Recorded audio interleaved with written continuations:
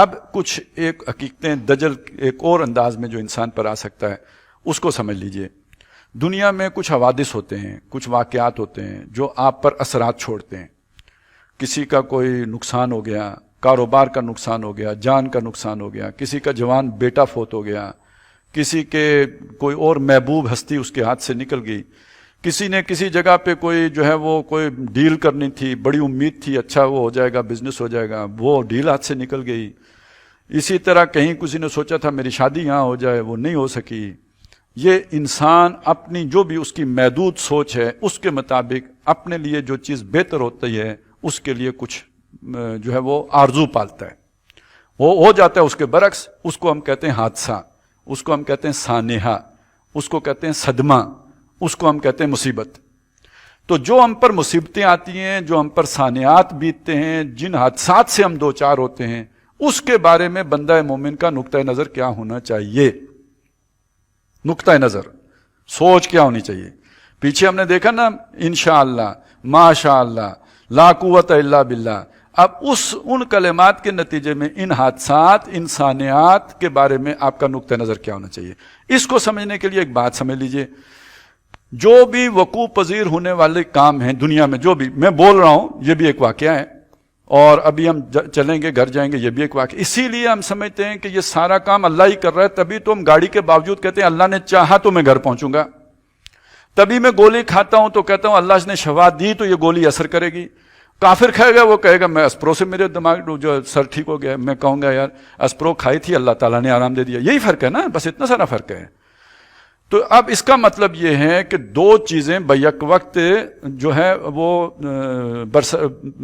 کام میں ہوتی ہیں. ایک جو ہمیں نظر آ رہی ہوتی ہے، جو گولی ہم کھا رہے ہیں، جو گاڑی ہم استعمال کر رہے ہیں، جو زبان ہم استعمال کر کے حلق استعمال کر کے بول رہے ہیں، یہ ہمیں سب نظر آ رہا ہے. جو نوالا ہم کھا رہے ہیں، جو پیٹ میں جا کے غذا بن رہا ہے، جس کو ہم بالکل لیبارٹری میں ٹیسٹ کر کے معلوم کر سکتے ہیں کہ اتنے نوالے کھائیں تو اتنی انرجی میرے اندر چلی گئی ہے. ٹھیک، جو بالکل یہ وہ چیز ہے جو ہم ناپ سکتے ہیں، تول سکتے ہیں، محسوس کر سکتے ہیں، دیکھ سکتے ہیں، سن سکتے ہیں، چکھ سکتے ہیں.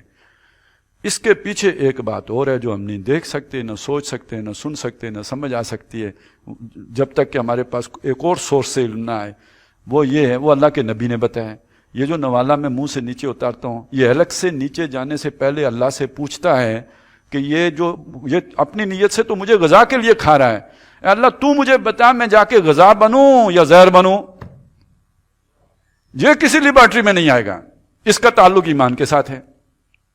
اب ذرا اس کو ریورس کر کے دیکھیے.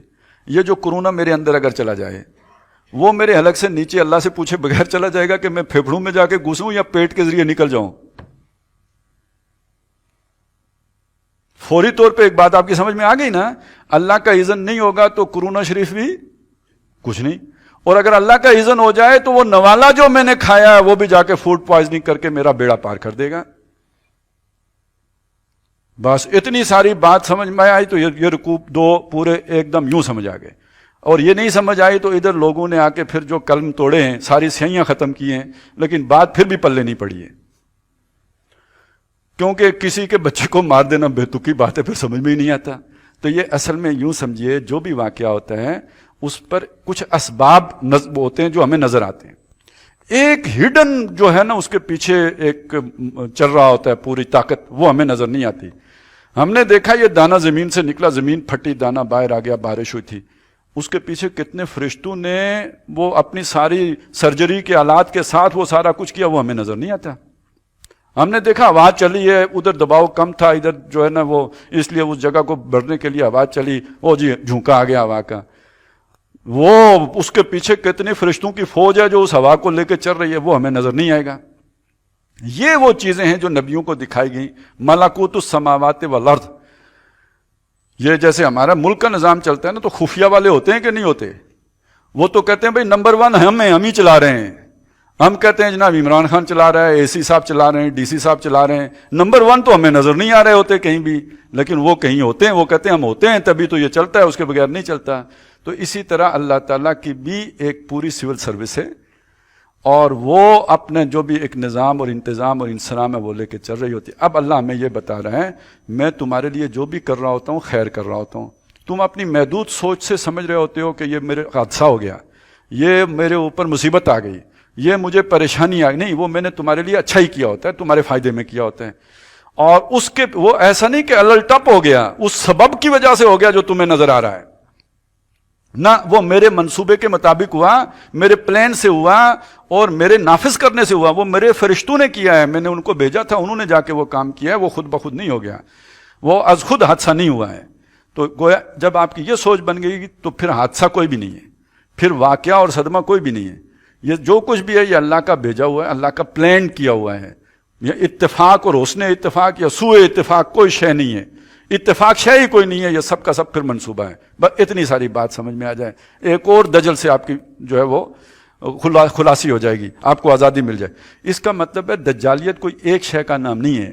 دجالیت کے مختلف شیڈز ہیں، دجالیت کی مختلف جیتیں ہیں. ان سب کو سمجھیں گے تو تب آپ کو وہ نور ملے گا کہ آپ دجل و فریب سے آزاد ہو سکیں گے. اب یہ بات حضرت موسیٰ علیہ السلام کو سمجھانے کے لیے اللہ تعالیٰ نے ان کو ایک لمبا سفر کرایا. اچھا، اس میں ایک بات میں بعد میں بھول نہ جاؤں، میں نے سوچا تو تھا بعد میں بتاؤں گا، لیکن ٹائم شارٹ ہو رہا ہے، مجھے لگتا ہے بھول جاؤں گا. میں پہلے آپ کو بتاؤں، میں اس کو آپ کو یوں سمجھاتا ہوں. مجھے ایک خواب آتا ہے، میں دیکھتا ہوں کہ کل جو ہے نا ایسا ہونا ہے کہ میری گاڑی کو حادثہ پیش آنا ہے، لاہور میں نے جانا ہے، اور جو ہے نا وہ سیال موڑ پہ مجھے حادثہ پیش، خواب میں مجھے دکھا دیا. مجھے یقین ہے میرا خواب سچا ہے. اب مجھے کیا کرنا چاہیے؟ نہیں جانا چاہیے، یہ غلط بات ہے.